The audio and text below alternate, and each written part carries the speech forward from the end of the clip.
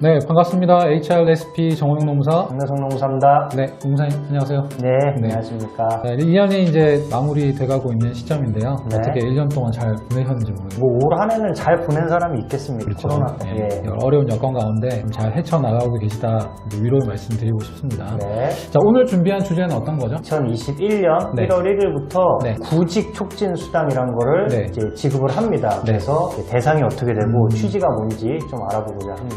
네, 아무래도 좀 삶이 좀 팍팍한 만큼 네. 좀 관심이 많으실 것 같은데 네. 뭐 간단히 개요만 좀 설명해 주시면 어떻게 말씀해 주실 수 있을까요? 구직 촉진 수당이란 게 실업급여랑 비슷한데요. 네네네. 실업급여의 그 지급 대상이 어떻게 되죠? 18개월 동안 180일 이상, 네. 한 6에서 7개월 정도 네. 일을 해야 되잖아요. 네, 기본적으로. 네. 근데 그 정도도 일을 못하고 또 저소득층인 네. 그런 분들에게 구직을 좀 촉진할 수 있는 그 지원금을 지급하는 제도입니다. 정부에서 신경을 좀 많이 쓴 것 같은데 네. 그럼 기본적으로 유형이 좀 있을 것 같거든요. 네. 유형별로 개략적인 거 설명을 좀 해주실까요? 네, 두 가지로 나눠볼 수 있는데요. 네.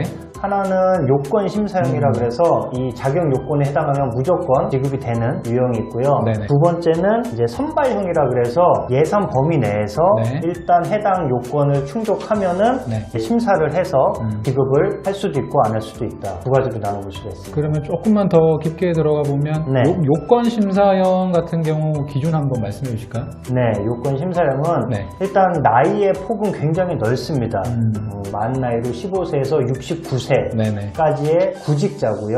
기본적으로 이제 구직을 하고 있는 사람한테 지원금을 주는 거니까. 네. 그리고 이제 중요한 게 이제 소득 금액에 제한이 있는데 기준 중위소득. 중위소득이라 그러면은 이제 우리나라 사람들의 소득을 쭉 나열을 했을 때 중간에 위치하는 네. 사람. 그 중위소득의 50%에 네. 못 미치는 그런 분들에 해당해서 지급을 하는 거고 네. 또 하나는 이제 가구 재산이 3억 원 이하여야 됩니다. 왜냐면은 소득이 별로 없더라도 재산이 뭐 엄청 많을 수도 있잖아요. 그러면은 이제 지원을 할 필요가 없는 거죠. 그리고 마지막으로 최근 2년 동안 100일 또는 800시간 이상의 근무를 해야 됩니다. 네. 그래서 실업급여 대상만큼 뭐 180일 이상 일을 할 필요는 없지만 그래도 최소 한 100일 정도는 일을 했던 분 대상으로 삼고 있습니다. 나름 요건이 좀 까다로울 수도 있겠네요. 예. 네. 그러면 선발형 같은 경우는 어떻게 되죠? 선발형은 더 이제 자격 제한이 있는데요. 두 가지로 또 나뉩니다. 네네. 하나는 청년층. 네. 청년층이 있는데 청년층은 말 그대로 이제 좀 젊은 분, 만 18세에서 34세까지의 구직자고 네. 중위소득을 좀 넓게 봤어요. 그래서 120%까지. 그러니까 소득이 조금 있더라도 네네네.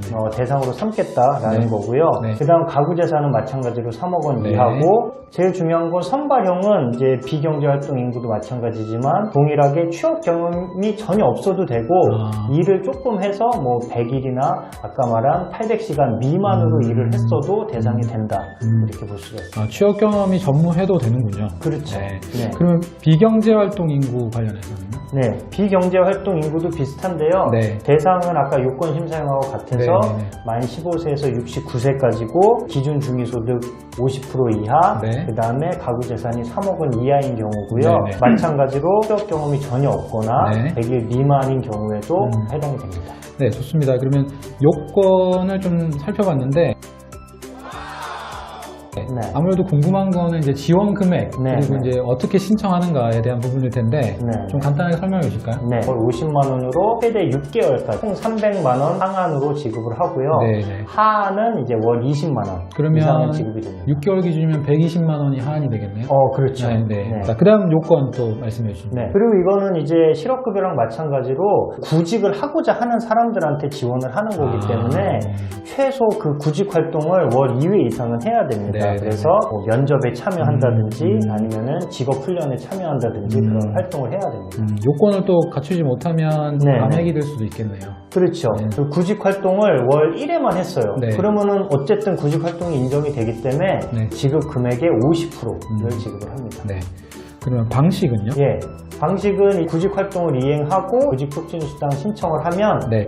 14일 이내에 지급이 되고요. 네. 본인 명의 계좌로 네. 이제 현금으로 지급이 됩니다. 그러면 이제 수당을 받다가 네. 수입이 생길 수도 있잖아요. 그렇죠. 그런 경우는 어떻게 되죠? 네, 50만 원을 초과하는 수입이 생기면은 네. 이제 지원이 중단이 되고요.